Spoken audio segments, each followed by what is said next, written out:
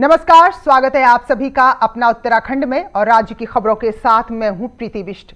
तो इस वक्त कोरोना से हाहाकार है, लेकिन जिस वक्त का आसमान का जो मौसम है, जो ओले बारिश इस वक्त किसानों को नुकसान पहुंचा रहे हैं, इससे अब किसानों की चिंता भी दोगुनी हो गई है। लॉकडाउन की वजह से जहां किसान खेतों में नहीं जा पा रहे हैं, जो थोड़ी बहुत फसल है वो बाजार तक नहीं आ पा रही, वही अब बेमौसम बारिश ने और ओलों ने रही सही कसर पूरी कर दी है। क्योंकि राज्य में पिछले कई दिनों से लगातार बारिश हो रही है, ओले गिर रहे हैं, किसानों के नुकसान को लेकर अब चिंता है। तो ऐसे में कहिए आकलन अभी ऊपरी तौर पर किया गया है कि 28 करोड़ का नुकसान अब तक हो गया है। गेहूं समेत दूसरी फसलों में 2 करोड़ का नुकसान हुआ है, लेकिन जो सबसे ज्यादा नुकसान वो बागवानी को हुआ है। क्योंकि उत्तराखंड की बहुत सारी ऐसे इलाके हैं जो फलपट्टी है, यानी कि वहां आम, लीची और भी तमाम तरह के पहाड़ी फल हैं। अगर आप थोड़े पहाड़ी इलाकों में जाएंगे और इस वक्त पेड़ों में जो फल होता है उसे बहुत नुकसान पहुंच गया है। सेब की बम्पर पैदावार की उम्मीद थी, लेकिन इस वक्त मौसम जिस तरह का बदला हुआ है उसने काफी नुकसान पहुंचा दिया है। तो किसान परेशान हैं और सरकार कोशिश कर रही है उन्हें राहत देने के लिए। बाकायदा एक कमेटी बना दी गई है। तो खुद हमारे साथ इस वक्त उत्तराखंड के कृषि मंत्री सुबोध उनियाल जी जुड़ चुके हैं, तो वो बताएंगे किसानों के लिए सरकार किस तरह के कदम उठा रही है। सुबोध उनियाल जी, स्वागत है न्यूज़ 18 में आपका। ये जी, तो दोहरी मार पड़ रही है इस वक्त।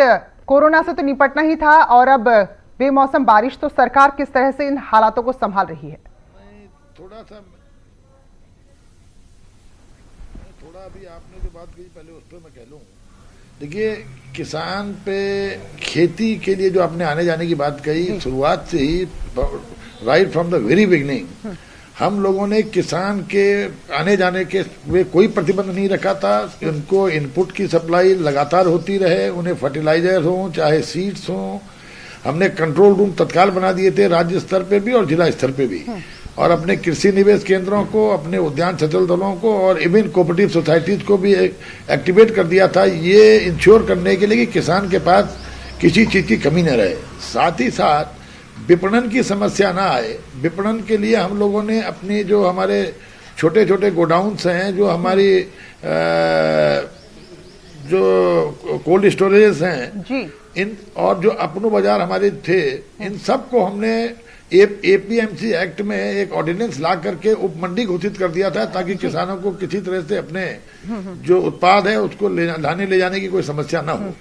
अब ये प्रश्न जरूर है कि कोरोना के कारण कहीं ना कहीं थोड़ा बहुत मार्केटिंग में जरूर असर पड़ा होगा, लेकिन जो ये ओलावृष्टि हुई इससे खासकर एग्रीकल्चर सेक्टर में तो एक किस्म से बहुत ही कम नुकसान हुआ है। केवल देहरादून जनपद में जो टोटल आप लगा लीजिए 1 करोड़ 82 लाख का नुकसान पूरे प्रदेश में हुआ है, उसमें 1 करोड़ 42 लाख के आसपास का नुकसान केवल देहरादून जनपद में है। बिल्कुल।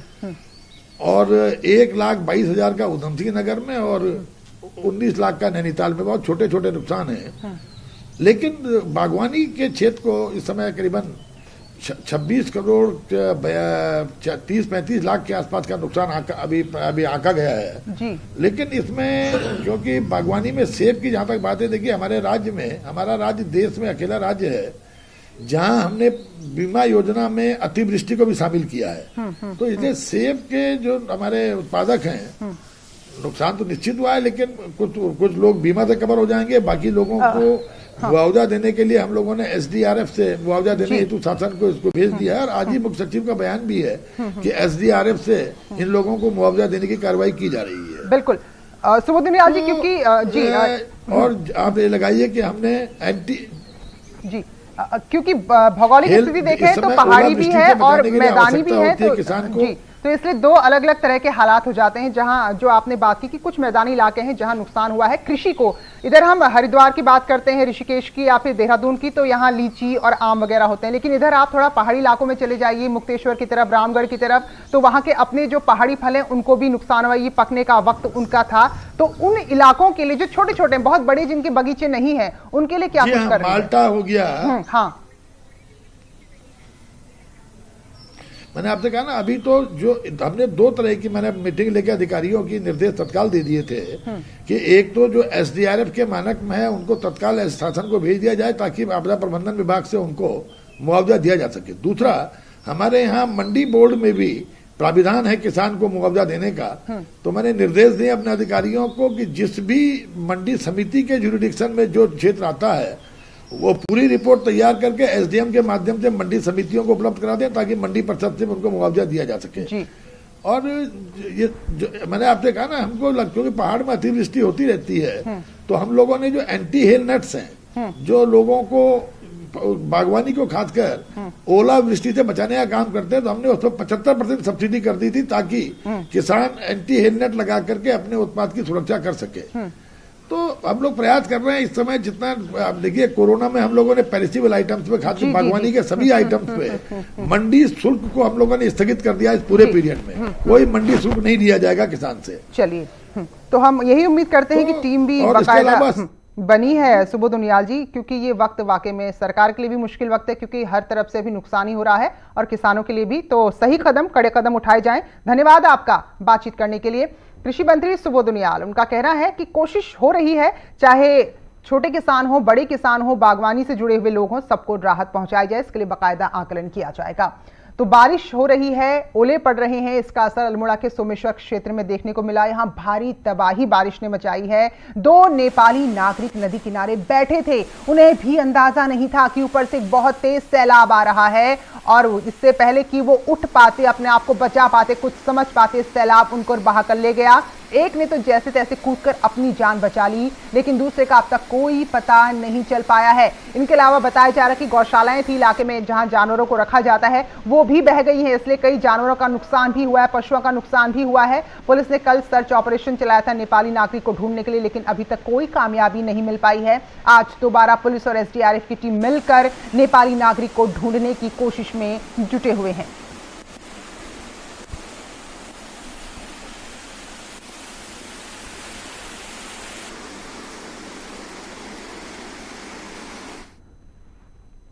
उधर पिथौरागढ़ की दारमा घाटी के लिए माइग्रेट होने वाले ग्रामीणों को लॉकडाउन में मिली छूट का फायदा बिल्कुल नहीं मिल रहा है। घाटी में जाने वाले रास्तों में अब भी भारी बर्फ है, इसलिए इनके लिए अगर रास्ता खुल भी गया, नियमों में ढील दे भी दी गई है, लेकिन कुदरत ने इनकी राह रोक रखी है।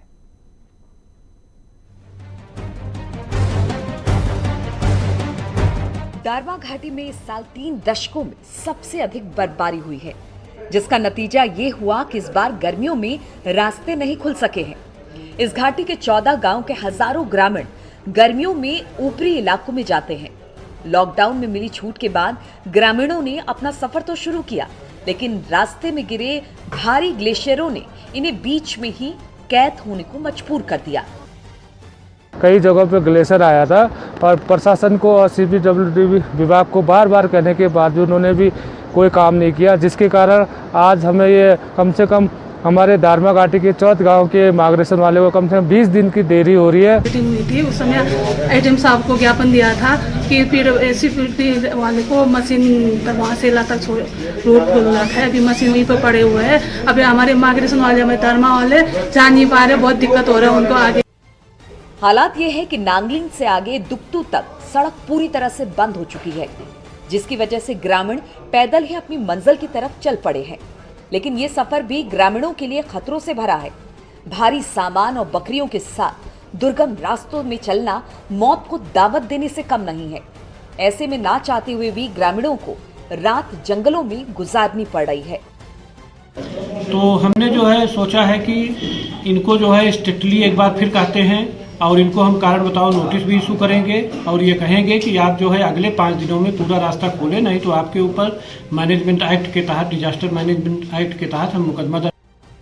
ग्रामीणों का रास्ता पहले तो लॉकडाउन की वजह से रुका रहा और अब हालातों ने उनका रास्ता रोक दिया है, लेकिन ग्रामीणों के हौसले मुश्किल हालातों में भी कम नहीं हुए।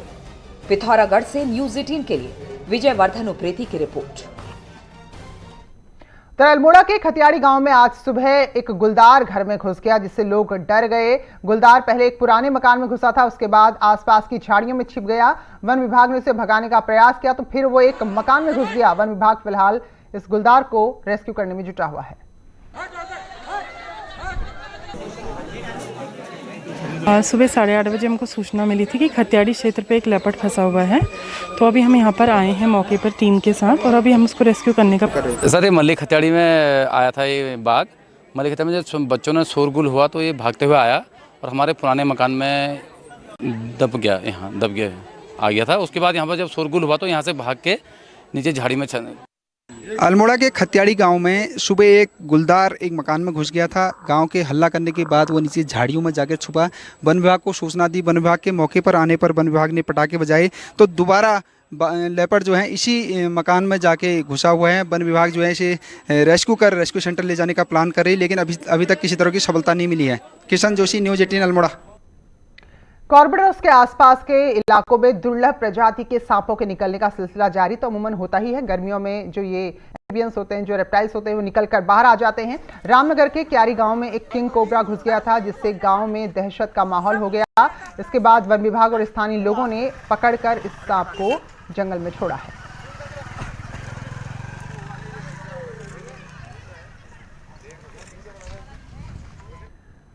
उधम सिंह नगर के बाजपुर में एक इंसानियत को तार तार कर देने वाली और दिल को झकझोर देने वाली तस्वीरें सामने आई हैं। तस्वीरों को आप देखिए जरा।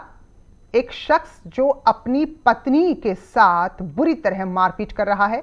खेत में शायद महिला कुछ काम कर रही थी, तो देखिए जरा तस्वीर। खुरपी है उसके हाथ में, खुरपी से, चप्पल से, लात घूसों से वो उसकी बुरी तरह से पिटाई कर रहा है। इस दौरान एक व्यक्ति ने इन तस्वीरों को कैद किया है। तो जैसे ही ये वीडियो सामने आया, महिला के पिता ने पुलिस में अपनी बेटी के खिलाफ मारपीट करने को लेकर मामला दर्ज कराया है। तो वीडियो 3 दिन से 4 दिन पुराना बताया जा रहा है। हालांकि अब यूपी की कोतवाली स्वार के गद्दी नगला क्षेत्र का वीडियो है। तो पीड़ित महिला के पिता ने थाना केलाखेड़ा में अपने दामाद के खिलाफ शिकायत दर्ज करा दी है। लेकिन क्योंकि मामला यहां पर थोड़ा सीमाओं से भी सटा हुआ था, केलाखेड़ा पुलिस ने घटना क्षेत्र यूपी होने के कारण शिकायत को स्वार कोतवाली में ट्रांसफर कर दिया है। तो देखिए जरा इस शर्मनाक तस्वीर। एक शख्स जो अपनी पत्नी को खेत में बुरी तरह पीट रहा है। ये वीडियो जो है ये गद्दी नगली एक जगह है यूपी, वहाँ की वीडियो है, जहाँ पर एक उस वीडियो में जो देखा जा रहा है उसमें एक महिला को एक पुरुष पीट रहा है। तो इसमें जो जांच की गई तो उसमें पता लगा है कि ये घटनास्थल यूपी का है, क्योंकि जो कि तहरीर है उनकी माँ द्वारा यहाँ थाना केलाखेड़ा में दी गई है। तो क्योंकि लॉकडाउन चल रहा है तो उसके चलते, और घटनास्थल क्योंकि यूपी का है, तो वहाँ पे जो थानाध्यक्ष गद्दी नगली वहाँ पे हैं उनसे बात कर ली गई है और वहाँ पे मुकदमा। लॉकडाउन के चलते अलग अलग जगह फंसे दिहाड़ी मजदूर अब मानसिक तनाव का, अवसाद का, यानी डिप्रेशन का शिकार होने लगे हैं। नई टिहरी और बीपुरम के बीच फंसे यूपी के करीब 80 दिहाड़ी मजदूरों के पास पैसा नहीं है, राशन नहीं है, रहने का कोई ठिकाना नहीं है और अब अपने घर पहुंचने के लिए प्रशासन के चक्कर काट रहे हैं। कोई सुनवाई नहीं हो रही। तो दिन भर भूखे रहने और जो भी इनको शेल्टर होम मिले वहां बंद रहने के चलते अब ये लोग कई तरह की मानसिक परेशानियों से भी दो चार होने लगे हैं। संक्रमण के चलते हुए लॉकडाउन से सबसे अधिक प्रभावित जो हुए हैं वो दिहाड़ी मजदूर वर्ग है। बात की जाए टिहरी में तो यहाँ पर अभी हम लोग पहुंचे हुए हैं। यहाँ पर को कुछ ऐसे मजदूर हैं जो दिहाड़ी करते थे और अपना रोजी रोटी चलाते थे, लेकिन पिछले 1.5 महीने से करीब ये लोग खाली है और कहीं ना कहीं स्टार्टिंग में प्रशासन भी इनके पास पहुंचा और कुछ सामाजिक संगठन भी आए जिन्होंने इन्हें राशन दिया, लेकिन जैसे जैसे लॉकडाउन बढ़ता रहा तो इनकी सुध लेने वाला अब कोई नहीं है। आइए जान लेते हैं इनसे कितनी परेशानी हो रही है। कितनी परेशानी हो रही है? सर, हम लोग को बहुत परेशानी हो रही है। आज तक प्रशासन 2 बार हम लोग को राशन दिए, इसके बाद हम लोग को कोई पूछने नहीं आया। आगे क्या करेंगे? हम लोग कुछ व्यवस्था करें तो हम पैदल की व्यवस्था करेंगे। इतनी दिक्कत है, 1.5-2 महीने से हम लोग का काम बंद है। हम लोग का यही है कि हम लोग घर पहुंचा दे बस। तो बीपुरम से लेके नई टिहरी तक करीब 80 मजदूर हैं जो किसी तरह अपनी रोजी रोटी यहाँ पर को चलाते थे, लेकिन लॉकडाउन की वजह से इनकी रोजी रोटी पे संकट पैदा हो गया और कहीं ना कहीं आज के टाइम पे इनके पास खाने के लिए कुछ नहीं और ये किसी तरह अपने घर जाना चाहते हैं और कहते हैं कि अगर प्रशासन इनकी मदद नहीं करता है तो ये लोग अपना बैग उठाकर पैदल ही अपने घरों की ओर चल पड़ेंगे। सौरभ सिंह, न्यूज़ 18 टिहरी गढ़वाल। उधर उधम सिंह नगर के खटीमा में 2 दिनों में बाजार में भारी भीड़ थी, लेकिन आज थोड़ी सी लोगों की संख्या कम नजर आई। शहर में ऑड इवन के तहत दुकानें खुली हुई हैं। एक तरफ का बाजार पूरी तरह से बंद है और उसके सामने की तरफ की दुकानें खुली हुई हैं। तो ऐसे में आर्थिक स्थिति पर असर तो पड़ा है, लेकिन कहीं ना कहीं अभी प्राथमिकता ये है कि भीड़ को रोका जाए, कोरोना को फैलने से रोका जाए। तो ऐसे में लोगों की भीड़ भी थोड़ी कम ही नजर आ रही है। हाँ बोलिए, कैसे क्या कहते हैं? लॉकडाउन 3 में जो दुकानें खुल रही थी 2 दिन तो ग्राहकों की अच्छी खासी भीड़ आई, लेकिन आज तीसरे दिन ग्राहकों की बिल्कुल ऐसी हो रही है कि जैसे ग्राहक बिल्कुल नज़र ही नहीं आ रहा है मार्केट में, जैसे कि लॉकडाउन 3 में लॉकडाउन हो ही गया है। इसी प्रकार से हर दुकानदार सस्ती सब्जी के बाद भी नैनीताल मंडी में खरीदार नजर नहीं आ रहे। सुबह मंडी जरूर लग रही है, लेकिन मंडी से भीड़ बहुत ही कम नजर आ रही। जो आ भी रहे हैं वो भी बगैर सोशल डिस्टेंसिंग का पालन करे सब्जी खरीद रहे हैं। नैनीताल फ्लैट्स मैदान में लगी मंडी में समाज सेवी लोग गरीबों को मुफ्त में अब सब्जियां बांट रहे हैं। ये जो यहाँ पे लॉकडाउन के अंतर्गत गरीब जनता है वो यहाँ पे आ रही है, और जो सस्ती सब्जी हम लोगों ने, हमारी टीम ने यहाँ पे बेचना शुरू किया है, वो कंटिन्यू हम जारी रखेंगे। हमको उन लोगों को ये राहत पहुँचानी है जो बिल्कुल जमीन स्तर से लोग हैं, जिनके घर में राशन सब्जी तमाम चीज़ें नहीं, जो बिल्कुल आज की तारीख में रोजगारी वाले जो रोजगार मजदूर हैं, सुबह कमाते हैं, दिन भर कमाते हैं, शाम को खाते हैं, ऐसे लोग यहाँ पर आ रहे हैं। और नैनीताल में आज भी शराब की दुकानों के बाहर भारी भीड़ नजर आ रही है। सुबह 7 बजे से ही लोग मदिरा खरीदने के लिए कतार में लगे हैं। तो कल की तस्वीर आपको याद होगी जो नैनीताल की हमने आपको दिखाई थी। भारी बारिश चल रही थी, तेज हवाएं चल रही थी, ओले गिर रहे थे, लेकिन छाता लेकर ठिठुरते हुए भी लोग कल कतार में खड़े थे। और आज तो मौसम साफ है तो भीड़ जो है वो कुछ ज्यादा नजर आ रही, कतार कुछ ज्यादा लंबी नजर आ रही है। छटने का नाम नहीं ले रही है। ये देख सकते हैं आज सुबह ठीक 7 बजे फिर से जो नैनीताल की तलीताल वाली मदिरा की दुकान थी वो खुल गई थी, और उसके बाद जो लाइनें हैं वो करीब 400-500 मीटर तक इस तरह से लगी हैं। आगे से ये लाइनें 2-2 लाइनों में लगे आए हैं, और जो भीड़ है वो काफ़ी ज़्यादा यहाँ तक पहुँची है। लेकिन ये दुकान इसलिए चर्चाओं में आई कि कल जिस तरह से यहाँ पर गजब का सोशल डिस्टेंस, उस दौरान जब लगातार बड़े बड़े ओले गिर रहे थे, उसके बावजूद यहाँ पर लोग खड़े रहे, अपनी बारी का इंतजार करते रहे, और जो मदिरा है वो खरीदते रहे, इसलिए ये दुकान काफ़ी चर्चाओं में आई थी। धामी जी किसके लिए खरीद रहे हैं, क्या है? बाजार वाले साहब, बाजार वाले हैं। कितना रुपया दिया जाता है आपको शराब लाने का? 50 रुपया, 50 दिया। आपने क्यों सोचा कि उनके लिए लाइन में लगें? अब क्या साहब, मजदूरी छड़ी आज आटा चावल खत्म हो गया, जब दिया था सरकार ने वो खत्म हो गया, काम है ही नहीं, तो मैंने ले आते हूँ तो 50 हो जाएगा, आटा चावल ले जाऊँगा। तो इस तरह से भी लोग लाइनों में लग रहे हैं। जो लोग हैं, बड़े लोग हैं, वो घर में हैं, और दूसरे लोगों को वो लाइन में लगा रहे हैं। उसके लिए 25 से 50 रुपया इन लोगों को दिया जा रहा है, ताकि वो खुद यहाँ इन लाइनों में लगने से बच सकें। हालांकि जो भीड़ है वो आज भी कल की तरह है। वीरेंद्र बिष्ट, न्यूज़ 18। तो अल्मोड़ा के सोमेश्वर की खबर हमने बताई थी, जहां भारी बारिश से तबाही मची। जो ताज़ा तस्वीरें आई हैं वो हम आपको अब दिखाते हैं, क्योंकि 2 नेपाली नागरिक कल भारी सैलाब की चपेट में आ गए थे। एक को तो बचा लिया गया था, लेकिन दूसरे का अब तक कोई पता नहीं चल पाया है। तो तस्वीरें देखिए, पुलिस और SDRF की टीम है जो रेस्क्यू ऑपरेशन चला रही है, और नेपाल के वो नागरिक जो कि इस सैलाब में बह गए, उन्हें ढूंढने की कोशिश की जा रही है। तो फिलहाल ये तस्वीरें जो इस वक्त की ताज़ा तस्वीरें पहुंची हैं हम तक, वो हम आपको दिखा रहे हैं। अल्मोड़ा के सोमेश्वर की तस्वीर है, देखिए SDRF की टीम है, साथ में पुलिसकर्मी भी हैं, और कोशिश हो रही है जो शख्स कल तेज बहाव में बह गया था उसे ढूंढा जाए। तो इसके अलावा भी काफी नुकसान सोमेश्वर के आसपास के इलाके में हुआ है। कई गौशालाएं थी जहां पर लोगों के पालतू जानवर बंधे हुए थे, वो भी सैलाब में बह गए हैं। उससे भी कई तरह की पशुधन की हानि यहां पर हुई है। तो फिलहाल इस सर्च ऑपरेशन, रेस्क्यू ऑपरेशन उस नेपाली नागरिक के लिए जो कल पानी के तेज बहाव में बह गया।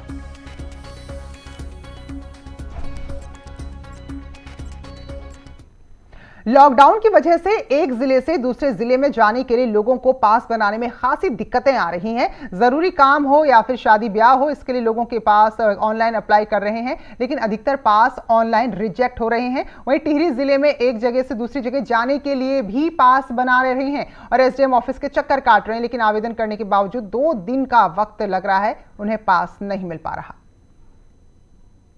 कल हमने अप्लाई किया था यहाँ पे, उसके बाद ये लोग बोल रहे थे कि 1 दिन पूरा लग रहा है यहाँ पे पास बनने में, और थोड़ा समस्या तो आ ही रही है थोड़ा पास बनने में, क्योंकि सबको ही भाई सबके काम है, फंसे हुए हैं, तो उस हिसाब से ये लोग 5-5 घंटे के नहीं, एक तो पास हमारा ऑनलाइन का है जो जिनको बाहर जाना है या जो लेबर है जिनका, और किसी को अन्य जनपदों में जाना है, हरिद्वार, देहरादून, पौड़ी की तरफ जाना है, कुछ तो ये पास उनको तो कहा जा रहा है ऑनलाइन ही करें, और कुछ ये जो इंटर डिस्ट्रिक्ट है हमारा, और हमारे ग्रीन जोन कुछ उत्तरकाशी के भी है, कई लोग हैं, बॉर्डर के लोग हैं।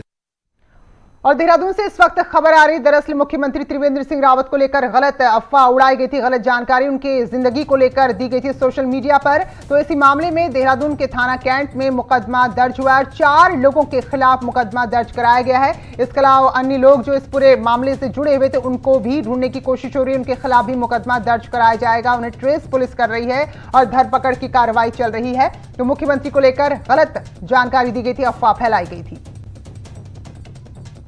कोरोना संकट की मार राज्य के एडवेंचर टूरिज्म पर भी पड़ा है। रोमांचक जो खेल होते हैं उन पर भी काफी पड़ा है। ऋषिकेश की अगर हम बात करें तो यहाँ की आर्थिक व्यवस्था, राफ्टिंग से बात करें या कई और एडवेंचरस गेम से बात करें तो उस पर टिकी हुई है। तो नगर पालिका का कहना है कि वो आर्थिक रूप से 1.5 साल पीछे चले गए हैं, क्योंकि उनका जो मेन सोर्स था अर्निंग का, आय का जो मेन स्रोत था पर्यटन, वो पूरी तरह से इस वक्त ठप है। आर्थिक रूप से नगर पालिका बड़ा मजबूत माना जाता था, लेकिन आज आर्थिक रूप से सबसे कमज़ोर जो सोर्स ऑफ इनकम यहाँ टूरिज़्म को लेकर हमारे को होती थी, पार्किंग को लेकर, वो पार्किंग हमारी पूरी तरह से ख़त्म हो गई। क्योंकि अब मुझे लगता है कि इसका असर जो है हमें 1.5 साल तक झेलना पड़ेगा जो स्थितियाँ देखने की। क्योंकि जब हमारे यहाँ पालिका के जो मेन स्रोत है वो टूरिज़्म से है, टूरिज़्म आएगा, उनकी गाड़ियाँ आएंगी, उससे हमारी इनकम सोर्सेज है।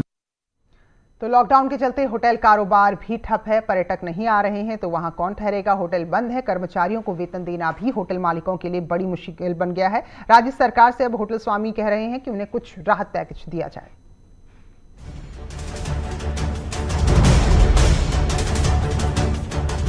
लॉकडाउन के चलते आर्थिक नुकसान में कई संस्थानों ने अपने कर्मचारियों को वेतन देना बंद कर दिया है। वहीं अल्मोड़ा के होटल स्वामियों ने 2 माह का कर्मचारियों को वेतन तो दे दिया, लेकिन अब आगे वेतन देने में असमर्थता जता रहे हैं। हालांकि होटल मालिकों को श्रम विभाग का डर भी सता रहा है, जिसके चलते अब वो राज्य सरकार से राहत देने की मांग कर रहे हैं। और सबसे बड़ी जो मुश्किल आ रही है, जो सरकार द्वारा दिया गया हमारे को ऑर्डर है कि वेतन की अनिवार्यता होनी चाहिए कर्मचारियों को देने के लिए, वो बहुत मुश्किल का विषय है। हमारी आमदनी शून्य है, फिर भी हम बहुत मुश्किल में पड़े हुए हैं। तो कहीं ना कहीं हम सरकार से अपील करना चाहेंगे कि वेतन की अनिवार्यता को ख़त्म किया जाए, और जो श्रम विभाग के द्वारा हमको नोटिस भेजे जा रहे हैं और जो कहीं ना कहीं उत्पीड़न किया जा रहा है उसको तुरंत बंद किया जाए। पर्यटन स्थल अल्मोड़ा, कसार देवी, जागेश्वर, रानीखेत और मारचूला मुख्य रूप से है, जहां साल भर हजारों पर्यटकों का तांता लगा हुआ रहता था। पर्यटन अधिकारी का भी मानना है कि व्यवसायियों को करोड़ों का नुकसान हुआ है। जो कि जागेश्वर है, कसार देवी है, रानीखेत है, मारचूला है।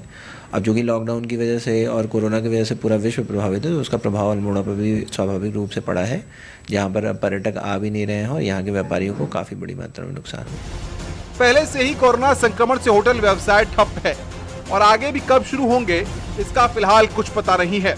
कर्मचारियों को 2 महीने का वेतन तो होटल व्यवसायियों ने दे दिया है, लेकिन अब आगे की चिंता उन्हें जरूर सता रही है। न्यूज़ 18 के लिए अल्मोड़ा से किशन जोशी की रिपोर्ट। और बड़ी खबर इस वक्त आ रही उत्तर प्रदेश से, जहां शराब पर कोरोना टैक्स लगा दिया गया है। तो दिल्ली में जिस तरह से टैक्स बढ़ाया गया था, उत्तराखंड में भी तैयारी है। तो इस वक्त यूपी से एक बड़ी खबर आ रही है, शराब पर कोरोना कर, यानी कि शराब की जो तय कीमतें हैं उससे ज्यादा, क्योंकि ये राज्य सरकारों के अधिकार क्षेत्र में होता है कि वो कितना टैक्स इन पर लगाती, लिकर पर लगाती हैं। तो यूपी पर शराब पर कोरोना टैक्स यहां पर लगाया गया है और ये इस वक्त की बड़ी खबर आ रही है। तो हमने दिल्ली में देखा जहां पर 70% करीब वहां पर टैक्स लगा दिया गया है, और इसी राह पर उत्तराखंड भी है। 7 तारीख को जब कैबिनेट की बैठक होगी तो उस पर औपचारिक तौर पर मोहर लगेगी। उत्तर प्रदेश से भी बड़ी खबर आ रही है, अजीत और जानकारी देंगे। तो अजीत बताइए जरा, क्या कुछ कदम उठाए जा रहे हैं? देखिए, बिल्कुल इस वक्त की जो बड़ी खबर है वो यही है कि उत्तर प्रदेश में शराब के दामों की बढ़ोतरी कर दी गई है। कैबिनेट ने उस पर अपनी मोहर लगा दी है। उसके अलग अलग क्राइटेरिया तय किए गए हैं कि किस पर कितना दाम बढ़ाया गया। इसके साथ ही जो डीजल पेट्रोल यानी बैट को भी बढ़ा दिया गया, उसकी भी मंजूरी दे दी गई। यानी डीजल पेट्रोल के दाम 2.5 से 3 रुपए महंगे हो जाएंगे। और अब से थोड़ी देर में उत्तर प्रदेश के वित्त मंत्री सुरेश खन्ना बाकायदा प्रेस कॉन्फ्रेंस करके इसकी जानकारी देंगे। लेकिन इस वक्त की बड़ी खबरें हैं, ये 3 बड़ी खबरें हैं प्रीति, जिसमें एपिडेमिक एक्ट पर अध्यादेश पारित हो गया है, जो कानूनन अपराध हो गया आज से। इसके अलावा जो दूसरी बड़ी खबर है, शराब के दाम में बढ़ोतरी कर दी गई है। और तीसरी बड़ी खबर यह है कि उत्तर प्रदेश में डीजल और पेट्रोल पर वैट बढ़ा दिया गया, यानी 2.5 से 3 रुपए महंगा हो जाएगा डीजल और पेट्रोल। अब से थोड़ी देर बाद सरकार की तरफ से बाकायदा प्रेस कॉन्फ्रेंस जारी करके प्रेस कॉन्फ्रेंस के तौर पर सुरेश खन्ना खुद पूरी डिटेल बताएंगे। लेकिन अभी इस वक्त जो खबर आ रही है कि आधा दर्जन प्रस्तावों पर मोहर लगी है प्रीति, जिसमें 3 बड़े प्रस्ताव हैं, जिसमें दाम बढ़ाए गए हैं शराब के, वैट बढ़ा दिया गया डीजल और पेट्रोल पर, इसके अलावा एपिडेमिक एक्ट को कानूनन अपराध घोषित कर दिया गया है। क्योंकि ये जो दोनों उत्पाद हैं अजीत, ये जीएसटी के दायरे में नहीं आते और ये राज्य सरकारों का अधिकार क्षेत्र है कि कितना इस पर वैट लगाती है, टैक्स लगाती है, घटाती है। तो क्या कुछ ऐसी परसेंटेज में जानकारी मिल पाई है क्या कि किस तरह से कैटेगराइजेशन यहाँ पर लिकर का होगा और मैक्सिमम कितना टैक्स लगाया जा सकता है? देखिए, बिल्कुल जो अभी तक खबर आ रही है उसमें कि जिस लीटर के हिसाब से इन्होंने उत्तर प्रदेश सरकार ने उसके दाम बढ़ोतरी किए हैं 5% से लेकर 25-30% तक की बात अभी सामने आ रही है। हालांकि अभी जब सरकार की तरफ से प्रेस कॉन्फ्रेंस की जाएगी तो स्पष्ट होगा, लेकिन जो अभी खबर आ रही है वो 15 से 30% के आसपास शराब के जो दाम है उसमें बढ़ोतरी की गई और वैट में जो है वो बढ़ोतरी की गई 2.5 रुपए से 3 रुपए डीजल बढ़ेगा। लगभग 45,000 करोड़ रुपए की इनकम उत्तर प्रदेश सरकार को इन दोनों चीजों से होगा। जी बिल्कुल, तो फिर भी राहत है अजीत अगर मैक्सिमम 25 से 30% भी जाता है, क्योंकि दिल्ली के हाल को देखकर लोग डर रहे होंगे शायद कि कहीं इतना बोझ उन पर ना पड़ जाए। देखिए, बिल्कुल दिल्ली में चूंकि पहले से ही लिकर सस्ती थी और उत्तर प्रदेश से 30% वहां सस्ती थी। 4,000 की जो लिकर थी वहां 2,800 रुपए में मिलती थी, लिहाजा यूपी में दाम पहले से ही लिकर के ज्यादा है। तो उस रेशियो में उत्तर प्रदेश सरकार की तरफ से ये दाम बढ़ाए गए हैं। और जब अब से थोड़ी देर बाद सुरेश खन्ना जो वित्त मंत्री उत्तर प्रदेश सरकार के, क्योंकि किसानों को लेकर, मंडियों को लेकर भी फैसला हुआ है, वाणिज्य कर को लेकर फैसला हुआ है, तब वो एक जो क्रमवार है वो बता पाएंगे कि आखिर किस पर कितनी बढ़ोतरी की गई है। बिल्कुल अजीत, क्योंकि हम तेल की बात करें या फिर हम लिकर की बात करें तो इनके बिना रह सकते हैं इंसान और इतना ज्यादा हर कोई इसका इस्तेमाल नहीं करता। तो कहीं ना कहीं जो राजस्व का नुकसान हो रहा है, कोशिश की जाएगी कि इससे कुछ कमाई यहाँ पर की जाए। तो ऐसे ही तेल को लेकर कोई जानकारी की कीमतें कहां तक जा सकती हैं इसकी? चलिए, तो ये बड़ी खबर है, हम फिर से जुड़ने की कोशिश करते हैं। ये बहुत बड़ी खबर है, आपको बता दें जो आज बैठक हुई है 3 अहम फैसले लिए गए हैं। एपिडेमिक एक्ट के तहत कार्रवाई होगी और इसके अलावा डीजल और पेट्रोल पर भी वैट बढ़ा दिया गया है और साथ में शराब पर भी अतिरिक्त टैक्स यहां लगा दिया गया है। एक छोटे से ब्रेक के लिए यहां पर रुक रहे हैं।